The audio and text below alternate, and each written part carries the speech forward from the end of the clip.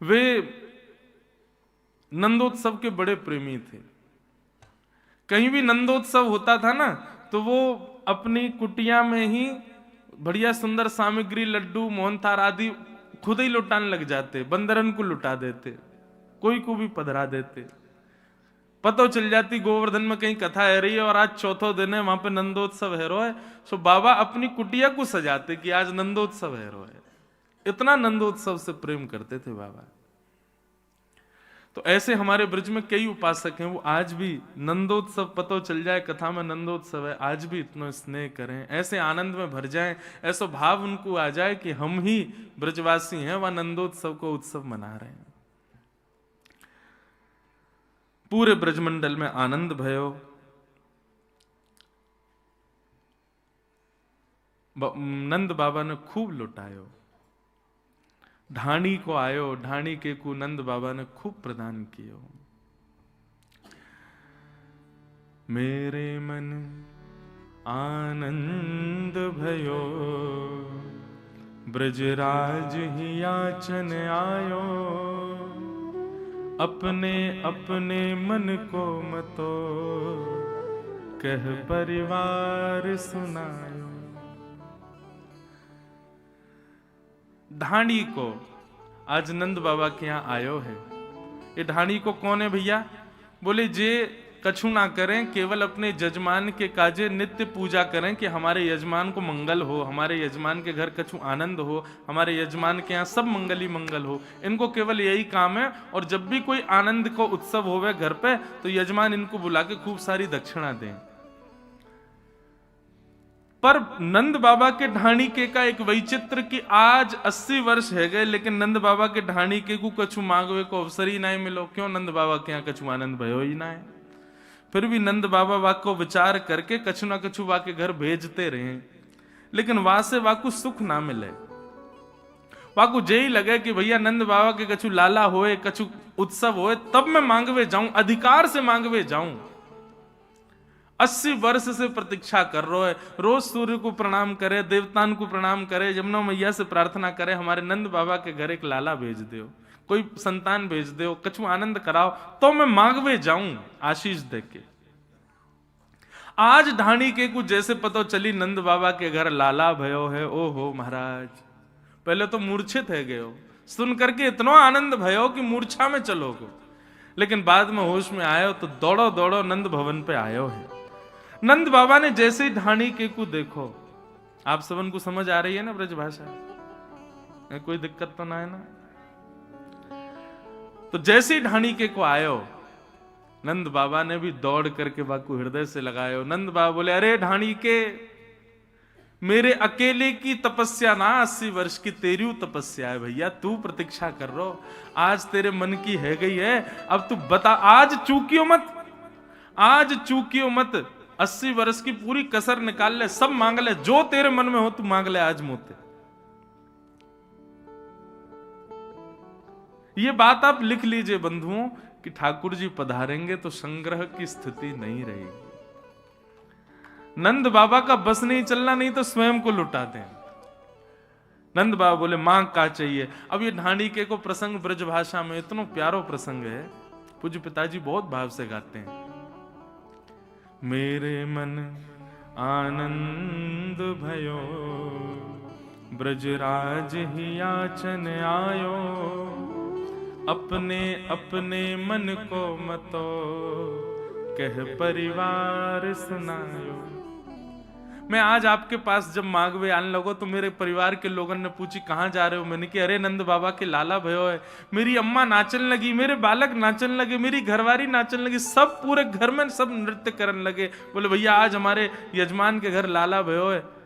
सबन ने अपनी अपने भाव रखे, कछु कछु मांगो है, मैं आपकी आज्ञा हो तो बताऊं?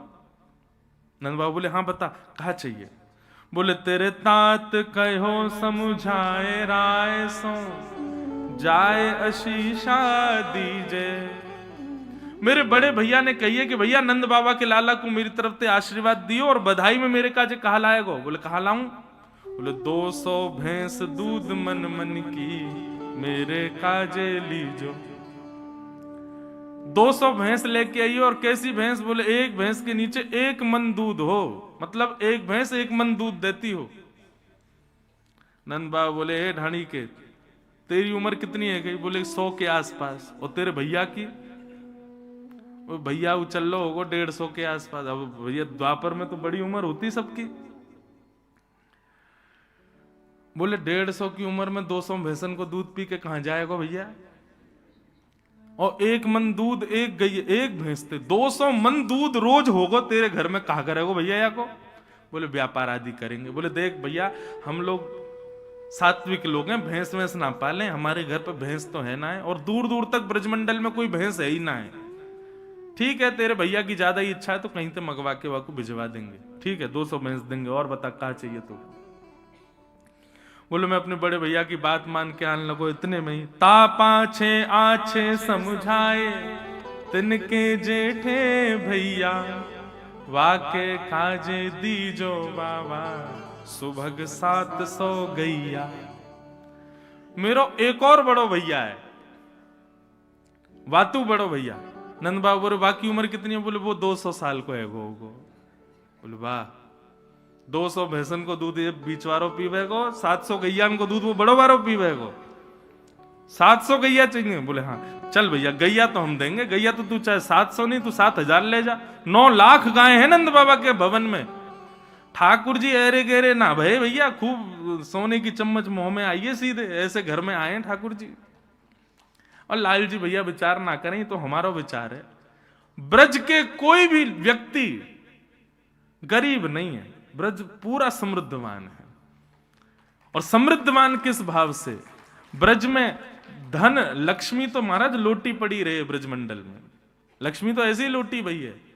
ब्रज के लोग तो भाव और प्रेम के समृद्धवान है। ब्रज के लोगों में जैसो प्रेम है, तो कहीं ना मिलेगा आपको। तो वाक्य काजे 700 गैया दियो। अच्छा 200 भैंस है। मुनीम जी लिखते जाओ भैया, जो जो कह रहे हो सब देंगे याकू। बोले और बता?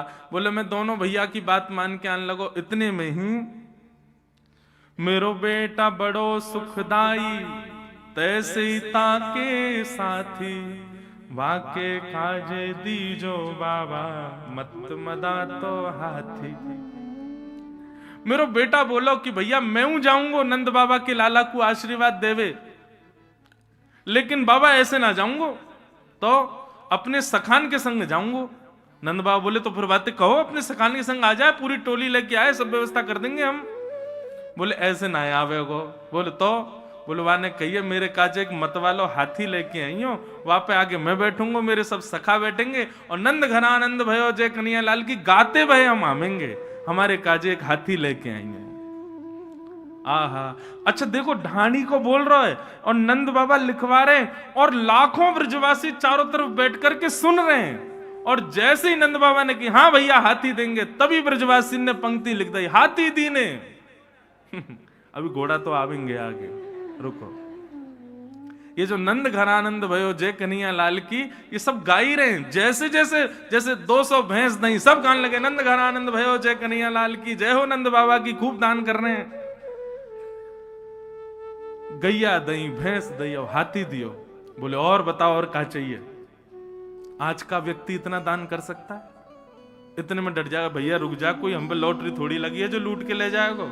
लेकिन नंद बाबा कह रहे हैं तू बोल तो जा, बस चुप मत होइयो, रुकियो मत, बोल और बता क्या चाहिए।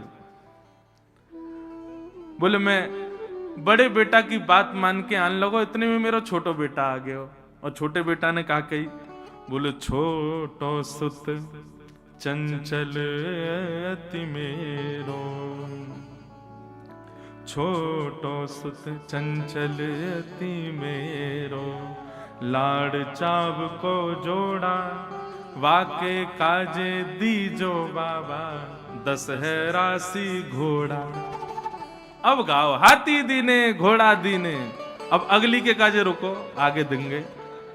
हाथी दिए, घोड़ा दिए, गैया दई, भैंस दई, 10 है राशि घोड़ा, मत वाले, आनंद वाले और बढ़िया दौड़वे वाले घोड़ा, 10 घोड़ा दियो। नंद बाबा बोले देंगे भैया, हाथी देंगे, घोड़ा देंगे, सब देंगे, और बता और क्या चाहिए? बोले मैं छोटे बेटा की बात मान के आने लगो, इतने में बड़े बेटा को अभी भी ब्याह भयो मेरे को। मेरी बहू आ गई घूंघट करके और कहा बोली, बेटा बधू लाज तजमो सो घूंघट मुख दे बोली। मेरे बेटा की बहू आई और आकर के मुंह से बोली, ससुर जी, पिताजी, मेरे पिताजी ने आपके लाला से मेरो ब्याह यामारे कियो क्योंकि आप नंद बाबा के ढांडी के हो। सबन ने यही कही मुंह से आके, अरे भैया नंद बाबा यजमान है या के घर में ब्याह कर ले, खूब आनंद में रहेगी, खूब सुख समृद्धि रहेगी, नंद बाबा खूब दान करेंगे। लेकिन आज इतने वर्ष मेरे ब्याह को हुए गए, आज तक कोई दान मुंह को दिखो ना है।